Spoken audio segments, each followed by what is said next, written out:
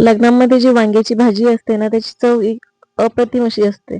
तर त्याचप्रमाणे आपण आज घरी कशी बनवायची ते बघणार आहोत. नमस्कार, मी मीनाक्षी. मीनूज किचनमध्ये तुम्हा सर्वांचं खूप मनापासून स्वागत. आज आपण वांगी मसाला बघतोय. तर त्यासाठी मी इथे पाव किलो वांगे घेतलेत.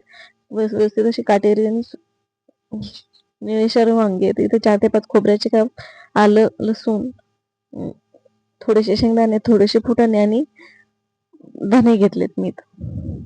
तर आपण आता हे सगळं व्यवस्थित असं थोड्याशा तेलावरती आपण व्यवस्थित असं भाजून घेऊया. मी इथे अर्धी वाटी शेंगदाणे वापरलेले आहेत. तुम्हाला किती भाजी बनवायची त्यानुसार बनवू शकता. मी इथे 3 ते 4 व्यक्तींना पुरेल अशी भाजीचं प्रमाण घेतलंय. शेंगदाणे व्यवस्थित परतून झाले की आपण त्यात खोबरे सुद्धा भाजून घेऊया आणि खोबरं सुद्धा 2 मिनिटं परतवून घेऊया. बाकीचे जे धने वगैरे आहेत ते पण आपण त्यातच व्यवस्थित असं परतवून घेऊया. अगदी मध्यम गॅसवर आपण थोड्याशा तेलावरती ते व्यवस्थित असं परतवून घेणार आहोत, म्हणजे त्याला एक छान अशी चव येते. तर सगळे वाटण मी त्यात टाकून अगदी व्यवस्थित असं परतवून घेतलेलं आहे. तर आता आपण ते थंड होऊन देऊया. तोपर्यंत इथे मी वांगे चिरून ठेवते. तर वांगे या पद्धतीने आपण देठ कट करून वांगे व्यवस्थित असे चिरून घेणार आहोत. तर तुम्ही बघू शकता त्याचा देठ काढून घेतला आणि या पद्धतीने वांग्याचे 4 काप आपण करून घेतलेत. व्यवस्थित असे चिरून घ्यायचे सगळे वांगे तुम्ही चिरून घेते. तर आता इथे चिरलेले वांगे मी पाण्यात टाकून घेते, म्हणजे ते काळे पडणार नाहीत. आणि व्यवस्थित असे स्वच्छ धुवून सुद्धा घेते.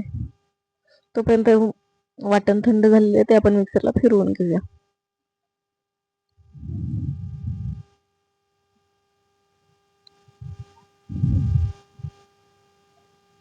तर मिक्सरला मी हे वाटण फिरवून घेते. ती ओबडधोबड तसंच वाटलेलं आहे. पाण्याचाही वापर केलेला नाहीये, तुम्ही बघू शकता. तर त्यात मी आता लाल तिखट, कांदा लसूण मसाला, घरगुती काळा मसाला, हळद टाकून व्यवस्थित असं मिक्स करून घेते. तर त्यात मी ते 1 चमचा संडे मसाला सुद्धा वापरलेला आहे. त्याने एक छान अशी चव येते. आणि मटन मसाला सुद्धा वापरलेला आहे. चवीपुरतं मीठ व्यवस्थित असं मिक्स करून घेऊया. तुम्ही या पद्धतीने वांग जर बनवलं ना तर अगदी अप्रतिम अशी चव लागते त्याला. वांग्याची जी टेस्ट आणि टेक्स्चर जे आहे ना ते अगदी छान दिसते, तुम्ही बघू शकता. तर आता इथे जो मसाला आहे त्यात मी थोडंसं पाणी टाकून व्यवस्थित असं मिक्स करून घेते. जास्तही पाणी टाकायचं नाही, फक्त ते मसाला त्यातून भरल्यानंतर बाहेर येऊ नये म्हणून थोडंसं ओलसर करून घेतलंय. तुम्ही तेलाचा सुद्धा वापर करू शकता. तर या पद्धतीने अगदी असं व्यवस्थित असं त्यात दाबून दाबून मसाला भरायचा, जेवढा मसाला बसतो त्यात. या पद्धतीने मी सगळ्या वांग्यांमध्ये असा मसाला भरवून घेते. सुका मसाला भरला तर तो बाहेर येतो, त्यामुळे मी इथं थोडासा पाण्याचा वापर केला होता. त्यामुळे मसाला अगदी व्यवस्थित असं वांग्यांना चिटकून राहतो आणि बाहेर सुद्धा निघत नाही जास्त. तर या पद्धतीने मी सगळ्या वांग्यांमध्ये व्यवस्थित असं मसाला भरून घेतला.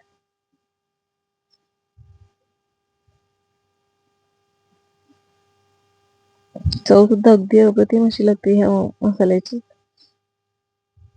तर आता सगळे मसाले झाल्यानंतर मी कढईत 2 चमचे तेल घेतलंय. तर तेल व्यवस्थित तापल्यानंतर आपण त्यात अर्धा चमचा मोहरी टाकून घेऊ.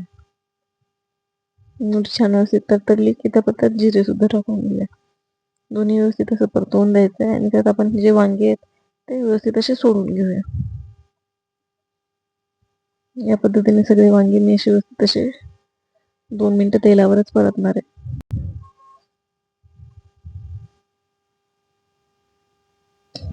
तर तुम्ही बघू शकता या पद्धतीने मी असे वांगे व्यवस्थित असे तेलावरतीच परतवून घेते.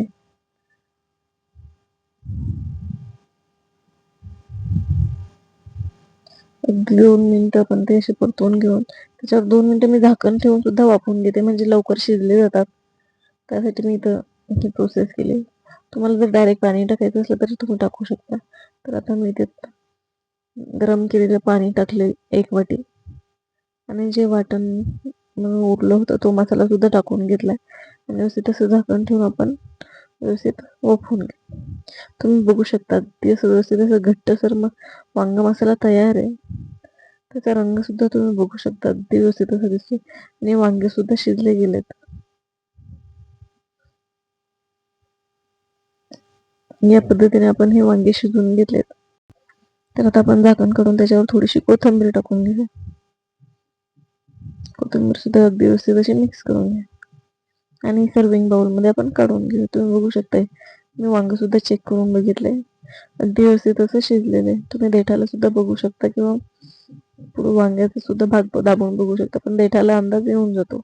तर या पद्धतीने आपण हे वांगे सर्विंग बाउलमध्ये काढून घेऊया. तुम्हाला जर ही रेसिपी आवडली असेल तर लाईक आणि शेअर नक्कीच करा. तसंच मिनूज किचनला सबस्क्राईब करा. धन्यवाद. पुन्हा भेटूया अशाच एका नवीन रेसिपी सोबत. तोपर्यंत धन्यवाद.